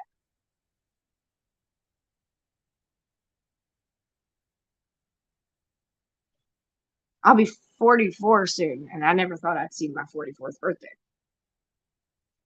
So doing life, work, serving at the pantry, start looking for missing kids, you know what I mean? Because my daughter had ran away, and I'm not going to get into all that, but you know what I mean? Like, so I know what that felt like when you didn't know where your kid was. Plus, I had ran away. So not only, did I run away and bad shit happened to me, but, whatever. So I'm doing all this shit. I'm being effective in my community. The pastor comes up to me. He says, hey, I got another house for you. I was like, what the fuck? I was like, are you kidding me? And so he gives me another house. And we get a new roof put on that house and everything. But then the pandemic happens, right? The pandemic happens. Fuck me. And I spoke at the United Nations. I've trained what is that fucking college? I always say EKG, but that's not it. Eastern Kentucky University. I got on contract with them and started training social workers. I partner with a couple other people in the trafficking movement. We've trained cops. I went to detention centers and trained them. And the way I train is I tell my story, because I need people to see, like, you know what I mean? Just different things. And nobody really stepped in. You know what I mean? Like, nobody stepped in and did shit. Like, my daddy probably protected me more than, like, you know, when I was a kid or whatever. But as far as like teachers and authorities and all this other shit, so I try to teach teachers and counselors and shit, like, just because that bad kid's doing the shit that they're doing, like, you just don't know what they're dealing with, man. And then we just got to do better, right? So I got all this shit going on. So then the pandemic happens. We get on, everybody goes down on lockdown. We go in full force because now the strip clubs and everything are closed around here. And I had something in my eye. Fuck me. The clubs and everything's closed down, which forces all kinds of people into the industry, as far as like maybe Backpage and shit like that. And not everybody does that shit. So a lot of people didn't know what the fuck was going on. And you know, there were some people that they got hurt and shit. And we tried to help as much as we could. And financially, I was doing great with the community. So we were providing diapers, we were providing food, we're providing all the shit. And, you know, just doing our thing, out feeding the homeless, just doing what we do, right? And then March 13th happens. I lived where Breonna Taylor got killed at. The pits of hell opens up. Literally, all these fucking cops, like, so many gunshots happened, and I called 911. I ended up giving my testimony or my statement to the AG's office when they interviewed me. Social injustice happens here in our city. I was a very big part of that. Lasted for a long time. And in that process, unfortunately, I gained a stalker that things got really crazy. It went from a little bit of talking shit online to them pulling up on me and going online telling everybody that, you know, hey, bitch, I'm bad with that fucking camera. Doxing, you know, putting the address. It doesn't matter if the address of my shelter was out or not. When someone takes an address with ill means and ill intent, that is doxing. I don't give a fuck if somebody posts something on their page. I don't care what it is. If you do that, that is doxing. And so my business papers got pulled, and people were like, go check this shelter out. You know what I mean? So there became a court case and stuff, and that's been going on, and and I'm not gonna get into all that a whole lot because it's still fucking happening. But in the process of all that happening, it re-triggered me in a lot of shit that when you're being trafficked, it's like you feel like you're being hunted. I don't know how else to explain that, and you don't know what it's like to be hunted until you're hunted.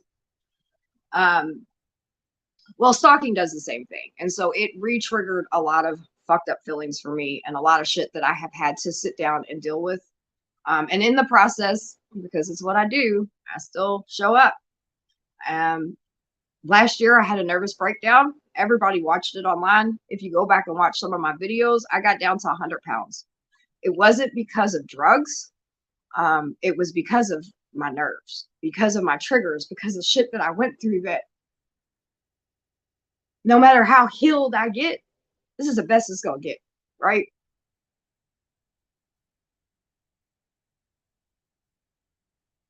I'm very proud of who I am today. I have all my children. I have a great marriage. I'm married to my best friend. I get to help my community. You know what I mean? Like, things still happen. I still have night terrors. I've had the police called on me because I've screamed so loud before they thought I was being beat, and it was just me dreaming. You know what I mean? I deal with a lot of different anxiety issues. I deal with a whole bunch of shit, but luckily, because here, I'll put the camera on. Go ahead, babe. Because of this sexy monster right here walking past me, he's always got my back. And he always supports me. He always loves me. He believes in me when I don't believe in myself. And, you know, we're just trying to do this whole thing called life. And so I share all of this with you to hopefully get you to understand, like, one, maybe you can understand me a little bit better, why I do the things that I do. I don't take my advocacy lightly. I take it very serious. You know, me and my family know that every single day I walk out this door, I might not walk back. Something could happen. Oops. Sorry, babe. Go ahead. I know I need to plug my shoulder. Hold on now.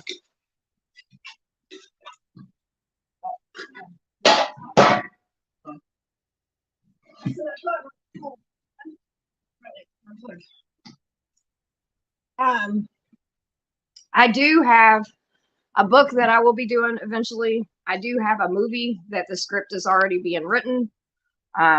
It's really hard because in movies you have to sit down and talk about details that I don't even share when I'm speaking, but I guess they have to know what goes on.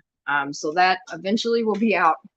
I've had a lot of amazing opportunities. Like I said, I get to sit with people in the worst moments of their lives and then watch them. You know, I've been, I can't tell you, I've been to so many births where women have had healthy babies.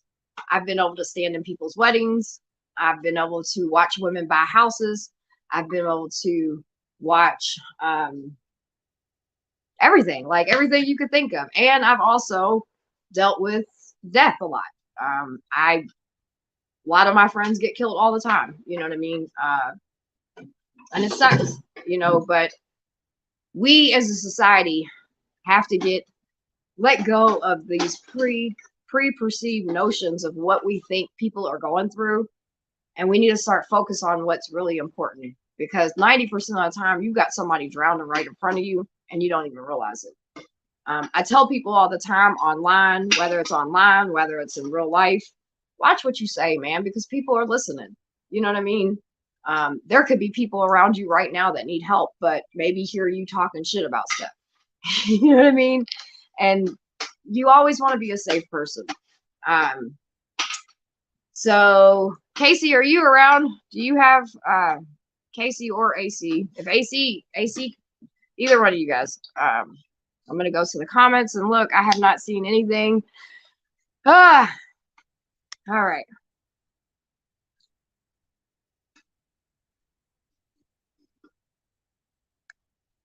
Whew.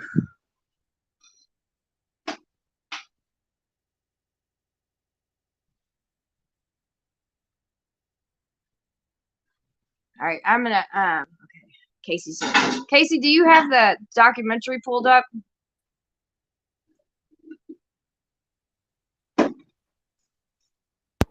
Yes, I do. All right. All right. So in a second, we're going to play that. How are we going to do that? Oh, I got it. Just when I share it like I have everything else, you just will Just do push. your thing Okay. on your Okay. Cool. So we're gonna play my documentary here in a second. It's okay. It's okay. I started to come up while you were talking. Just give me No, a shoulder. it's good. It's good. I just swiped my comments I off. I'm trying to look at everything. So actually, we'll go ahead and play the documentary, and then it'll give me a chance to be able to look at your all's comments. And then after that, if you guys have any questions, as long as they can be respectful, I've had every question asked to me. Like, me and my husband was at a gala. They always think my husband's my pimp. I guess because he's black, right? Like, fucking losers. But so sorry, Casey. I was just muting you for just a second because I'm so like right now. Her giggle, I'll forget what I'm saying, and it's not her fault. Anyway, we were at a gala one time, and the lady said, "How much is a blowjob?" No, she said, "I got a question to ask you. How much is a blowjob?" I looked at my husband. My husband looked at me. I said, "I don't know. Ask your husband. He probably paid for one." So no stupid questions like that. But I always say that because it's funny. All right, Casey, I'll unmute you now. My bad. All right. And so, you know, we're gonna go ahead and play my documentary, and then I will look in the comments, and then after that, if you guys want to take some time to ask questions or whatever, that'll be cool. So go ahead and share that, Casey. All right, 1 second. I want to say to everybody, thank you guys for being patient with Summer. We appreciate you, sending all the love and stuff. She really appreciates it. So I'm going to play her documentary and just please again keep the chat respectful and questions you might have for her, you can ask her when it's over. Yeah, go ahead and play it. We're good. All right, hold on. They got all that. I know. 1 second.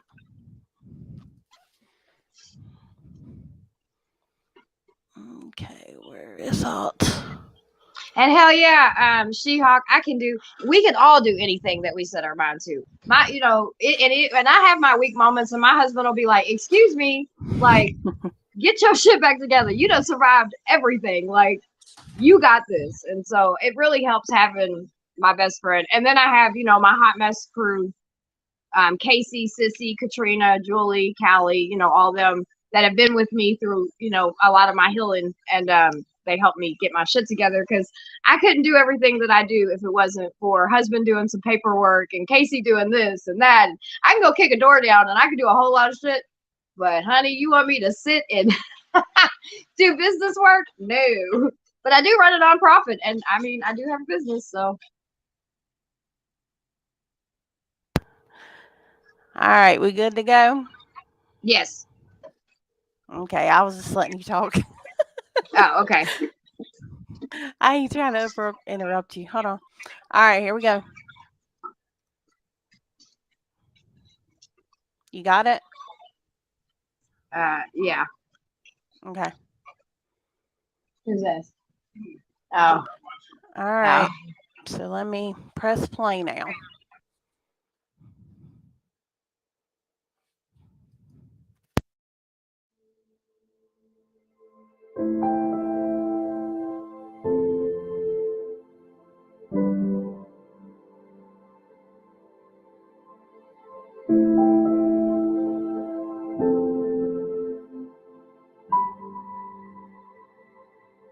So I go on this call, and next thing you know, the guy throws me up against the wall and puts a 357 in my head. And the whole time, this gun is going up and down my face. Now, most people might think I'm crazy, but I know I'm not. The next thing I know, the gun goes down, and I hear a voice, and it was not his, and it was not mine. And it says, "Leave, but don't run." I got into my truck, left, and I never looked back. Sex sells, and here in America, the business of sexual slavery is booming. When somebody's forcing you to sell your body, it's human trafficking. They can threaten shelter. They can take your finances. They can even go as far as you're not going to get no food. Sexual slavery here at home. How does it still happen? And who are the victims? I would tell her all the time, you ain't got to do nothing. I work 100 hours a week, so you ain't got to do this. But that's the only thing that she knew. She couldn't go out here and get a job as a PT. Ain't he sexy? That's my hubby. $100 a week when she can go out here and make $1,000 a month. That's my brother. I like the way it changed colors, though. Because my husband was able to love me, I now know how to love. She go out on a date. I'm sitting there watching TV, watching the kids. It's not that big of a deal. At least she didn't say. Because I just came from shooting pornos and the swinging lifestyle and everything like that. I'm a mess. I got to stay busy, though. I work better that way. I like doing God's work. I mean, honestly, there's no fact checker. There's nobody that can go back and say, were you buried alive? Were you put in a hole? Did somebody make you dig a hole and put you in it? But what you do know is that something happened that was traumatic. And really, truly, do I care about it? The facts? I don't. I believe her 100%. And the reason I believe her 100% is because I've had intimate conversation with her. So she calls like her ex She's been through so much that she's not afraid to do anything.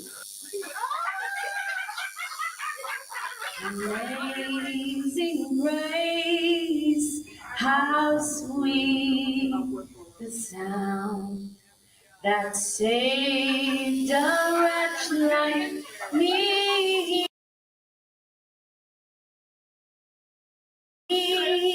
I once was lost, and now I'm found. Was blind, but now I see. Amen, right? People talk about that fire once you become the Holy Spirit gets in you. And I remember I was just like, people need to know about this. This is ridiculous. This isn't happening just over in Asia, people. Like, it's right here, Louisville, Kentucky. I started a Bible study in the park, actually. I didn't know the first thing about doing a Bible study, okay? Like, I had some little Bible, and I'm like, we'll just read out of it. But people were coming. I'm going to go get you. I'm going to protect you. Man, God is awesome, awesome, awesome sauce. Yeah. And then my last pieces. You know, I love all 11 kids of mine. Yes, 11 and 2 grandbabies, and Rennie and G and Cam all over here. My kids come with me to events, and all my life, I've been told you're going to be just like your mother. You ain't shit. You're going to die. You're a horrible mother. And for the first time in my life, there were people around me that truly believed in me and were giving me keys to churches and giving me a house so women can rebuild their life up. We are going to house women so they can start over and be whole.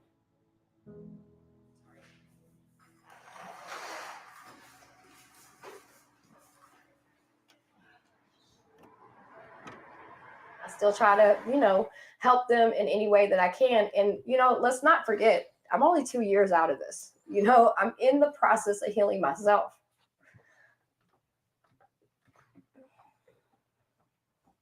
And that makes it really hard sometimes, especially being a survivor of traumatic stuff. PTSD and stuff is real, man. And it's insane how, and that's why I put myself back in counseling. So I can also be good. So if I'm just a ratchet mess, I'm no good to nobody. But she went to go to try to fight me. And so all I did was hold my Bible out. And I was like, girl, I'm not fighting you. And she would, it was weird. You had to see it. It used to be when we would talk, when she would tell her story, she would shake uncontrollably. And little things in life would trigger her. Whew. Since I became a Christian, I got all kinds of emotions I never knew I had. It's almost 360. Not only that, I have seen her love for her children has changed. Oh, I'll give you one more chance. How about that? Because of all of the things that have happened in her life, she's not necessarily been a hugger or kisser. The way that she loves them is different now. And it's because she's become more comfortable with love, period. All right, what's your next one? It's supposed to be this. Pray that our family and our home. If I have any regrets in my life, is I was not the mom they needed. They got some stuff they got to work through too because of me. No, you share, okay? I can't imagine my kids being strippers or prostitutes. That'd kill me. And if I didn't change, they would have been. This will be good for the resort and good for the town. And mommy medicine. Mommy medicine is all better. We would drive past the clubs that I would work at. And my kids would be like, my mommy used to work there. My mommy used to work there. Now, they didn't know what I did, but they knew I worked there. But now my kids are like, we drive past the church, and my kids are like, my mommy spoke there. And it's pretty amazing to especially see my daughters get empowered through me getting over myself. Because I got hope now. I got more hope than air in my lungs.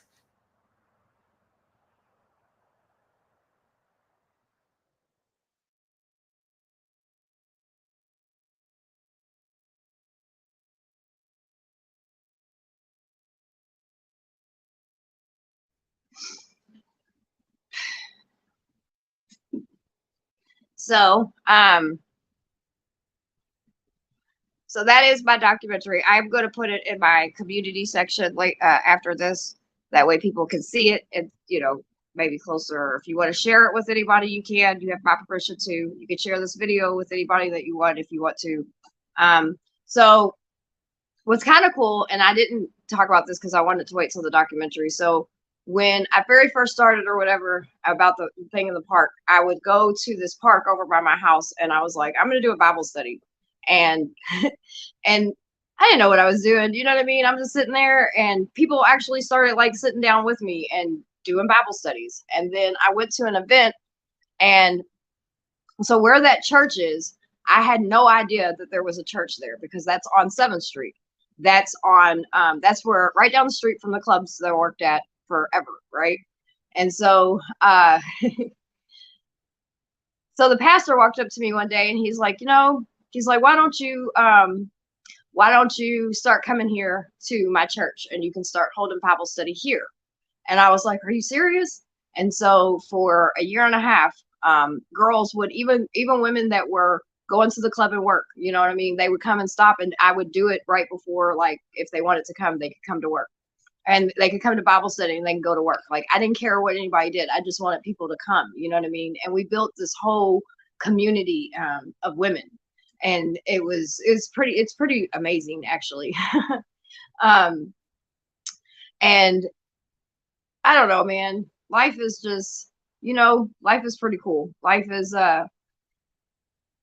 been a journey for me.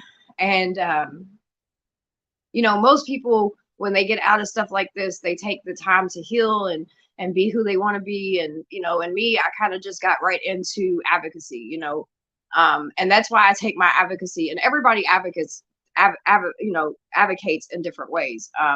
And my way is to really make sure that victims get the support and the help that they need. We've had tons of women come through the house the Esther's house, which I will also show a couple, like I said earlier, I will show a couple pictures of that because you got to see it when it was in its grunt work. We had to tear the kitchen out. Like, I had to do so much shit to get this house ready. And it breaks my heart that because of certain things that I'm going through at this particular moment, I've had to shut the doors because I will never put anybody in danger if I can help it. And so we're hoping, and I got some really good news today. So I'm hoping if everything can go right, we will have our doors back open. Probably I'm going to wait until like next spring to open them back up, but it will give me time to, just some maintenance and stuff to the house and stuff like that. I can tell you right now, like, anything can happen. You can overcome anything. The reason why I started crying in that is the girl that was getting the tattoo and had sisters on her shoulder. That was my sis, Jennifer Kempton. You can look her up. She's an amazing woman. She died a couple of weeks after we did that.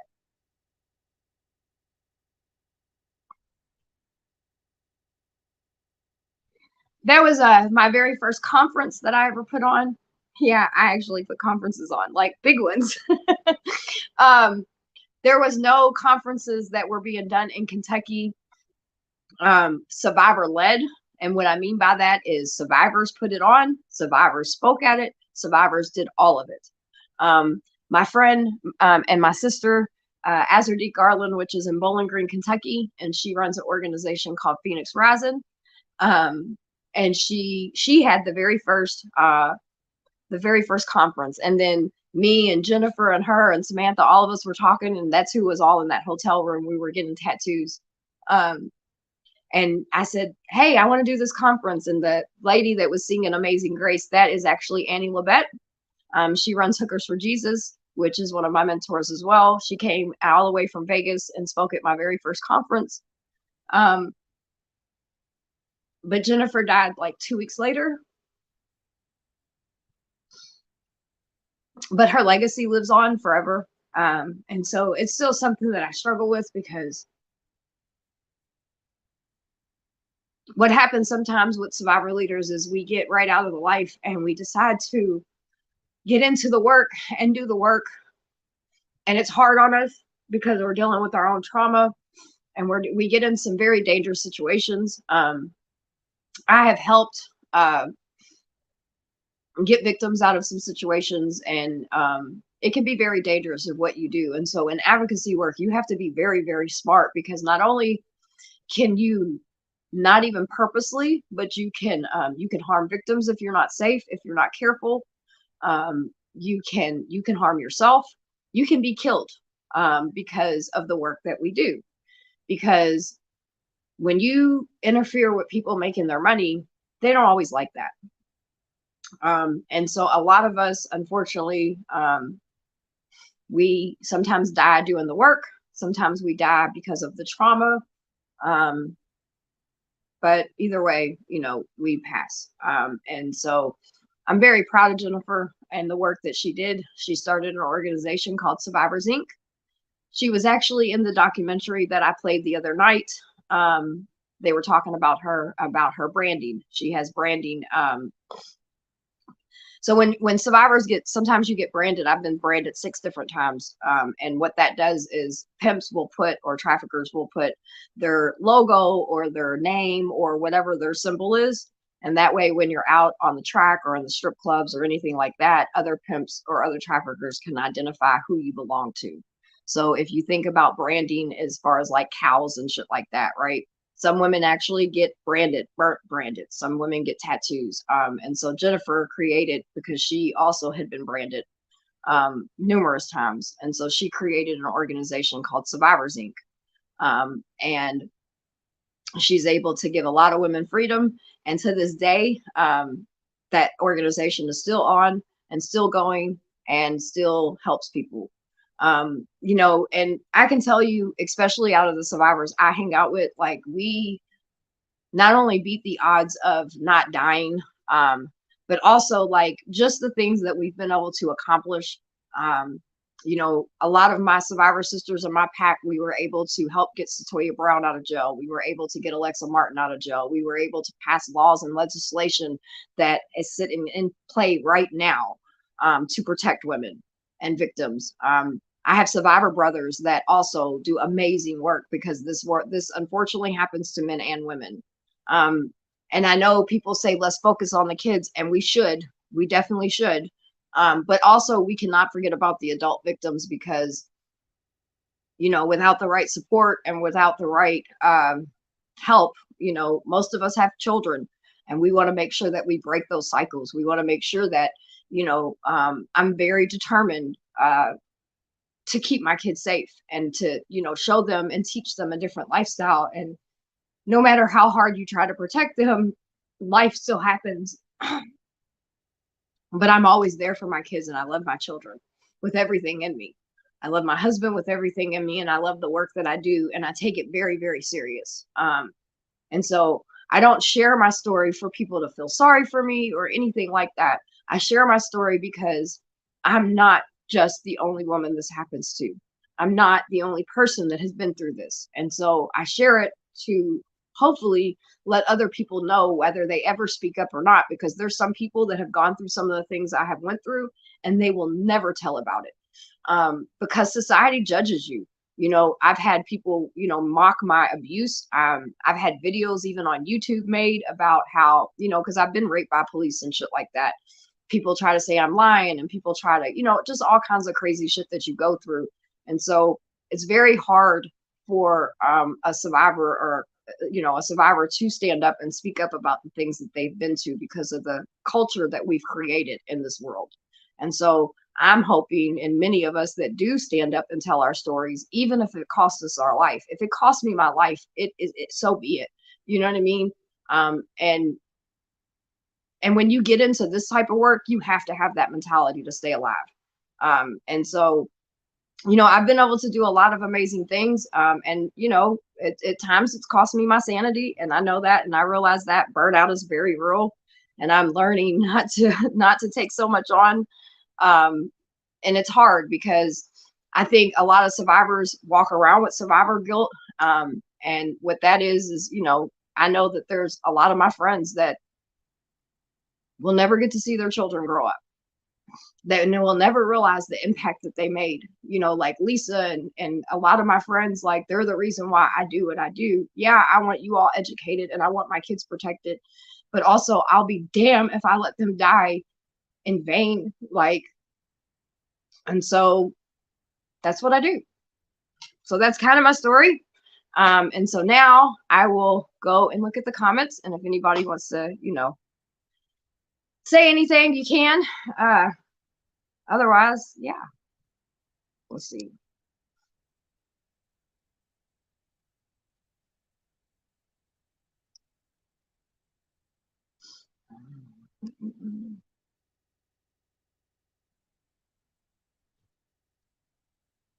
I ran from being raped and held hostage onto a city bus full of people.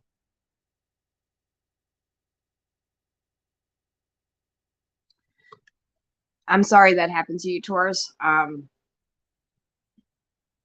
Yeah, it sucks, man. You know what I mean? Like, I think about all the time, even like when that shit happened to me when I was little and stuff. Like, my daddy is, you know, my daddy's black. And so I already knew people would have thought that man would have done that. And they would have, you know what I mean? And he was the only person that cared because, dude, I went to the hospital and the doctors and everybody. Like, man, the shit that was said to me as a child, mind you, I'm a kid. Like, you were a kid, you know? So I don't know. We just have to be gentle. You know what I mean? Like, you have to be gentle, and you have to understand what people go through, you know? And not only that, but like, you know, even in advocacy, you got to give people grace. You got to give people understanding because, you know, like, we're not advocating out of because Jesus laid this on our heart or it's the right thing to do. We're advocating it and out of this because we should be dead. I should be dead numerous times. I can't tell you how many times my teeth, and you can see it in the documentary a little bit. My teeth have been somewhat fixed since that documentary. I've had a gun shoved down my throat that knocked my teeth out. You know, people used to be like, "Oh, she must be a drug addict and her teeth are fucked up because of drugs." No, I had a fucking gun shoved in my mouth that knocked my teeth out. And I actually was speaking one time and said that because I was very cautious about it because I knew what people said. People always assume. I mean, I've had a shitload of kids. That makes women have bad teeth. And then I had a gun shoved down my throat, right? And I said, you know, I'm sure you all think this is from drugs, but it's not. And I told them, like, I had a gun shoved down my throat. And then a lady came up to me and she said, I want to help you get your teeth fixed. And so I've had this over here has been fixed. I've had a tooth replaced there. I was supposed to get these done back here, but I got triggered during the dentist. All the drilling and everything, and I was like, oh, and so I didn't go back. But you know, I mean, God restores everything, and I don't always understand everything, and a lot of my life doesn't make sense, especially the last 7 years. But I just go with it, you know. I just go with it. Thank you, bud. Thank you. Thank you. Thank you, Summer. I'm glad you're here. Glad our paths cross. I am too. I'm glad that, you know, all of you all that I've met. I appreciate you all. I love, you know, I love all you guys, and I have my own relationship with each of you. And hopefully grow a relationship. You know, I mean, I talk about this kind of stuff, and yeah, I talk about it a lot on my channel because people need to know what the fuck is going on. And I don't know. You know what I mean? I don't know. But whew, we just did that, didn't we? We sure did. Oh. And you did good. I'm proud of you. You know that. And I tell you that all the time. I'm really proud of you. It's hard you know, to I tell love my you. story. It is. But I'm glad that I do it, and I'm glad that, you know what I mean, you guys all were here to listen, and I hope that you know, I hope that it helped. And if you want to share this video with somebody, I mean, my documentary, what's cool about it, I've had women come up to me and say, you know, like mothers have showed them, like their moms have showed them the video, and then years later they were able to get in recovery and reach out to me and just say thank you because it was your video that really made me realize I need to get shit together. You know what I mean? And so I'm just happy that all of this bullshit that I've been through, even though I'm stuck with all this shit, and this is probably the best I'll ever get in life, and that's okay. I struggle every single day. As strong as everybody sees me, you know, I still have a broken little girl inside of me. And yeah, I've been healing her and everything, but you know, shit happens. Life happens. And I'm just glad that all the shit is used for something good, because I didn't think it would be, you know, I thought I'd be dead. And now I've been able to help a lot of people. So hopefully, I don't know, hopefully this is something for you guys. You remember that God put you here for a purpose, and you're doing that purpose right now. There's a lot of comments. Yeah. I think it's probably most comments I've ever had. I want to say thank you for everybody that's tuned in, and thank you guys for all of the encouraging words. Thank you, Taurus, for the super chat. You're awesome. I didn't even see all that because I literally took my comments, because if I didn't, I wouldn't have been able to do what I needed to do. Thank you, Kentucky Packer fan, for the super chat. Let's see, okay, we got that one up. Thank you for the super chat.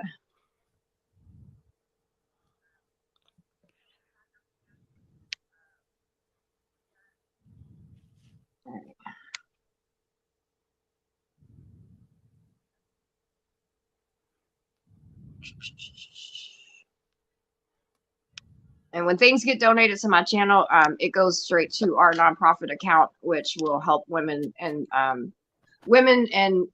well, anybody victims of domestic violence, human trafficking, and then also to our street family stuff.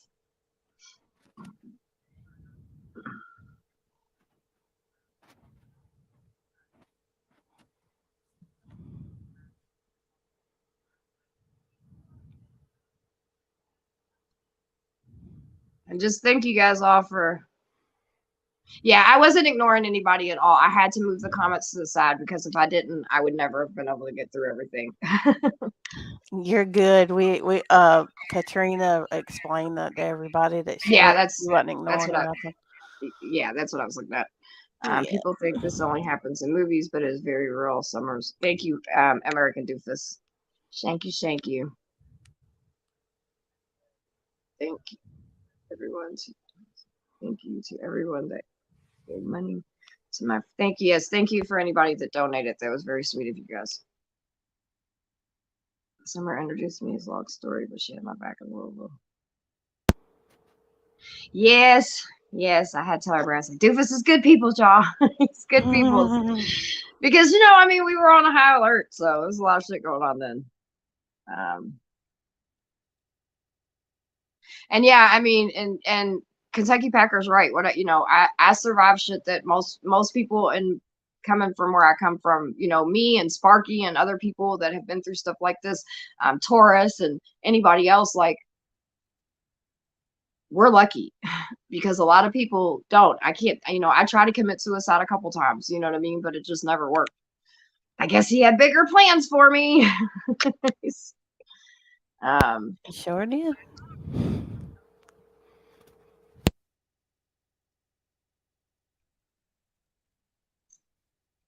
Night, Pat.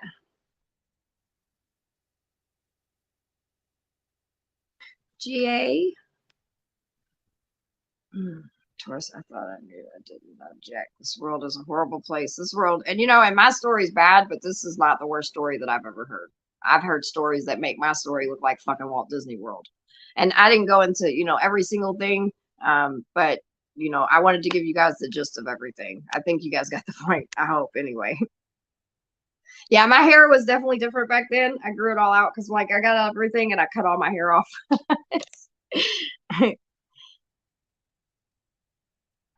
God has no favorites. We are all his children, and his love for us is unconditional. Yep, feisty. And you know what? That's honestly why I love God so much. And I get, like, I have all types of people that watch my channel, right? And I understand for the people that, and I'm not here to force anyone to have a relationship, because I completely understand. I've been church hurt and everything. I'm just now kind of, you know, getting back to where I might go to church again, because you know, shit goes down.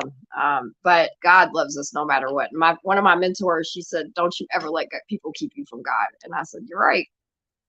So me and him, that's my homie. We be going back and forth, boy. I'd be like, "What the fuck are you doing?" And he'll be like, "I got this." So, all right, you guys. Well, I guess, thank you all. Has anybody got any? Let's see. You're absolutely amazing. Thank you, Sassy Pants.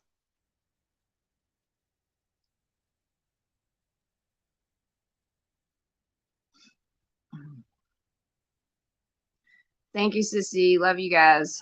All of y'all. Y'all rock.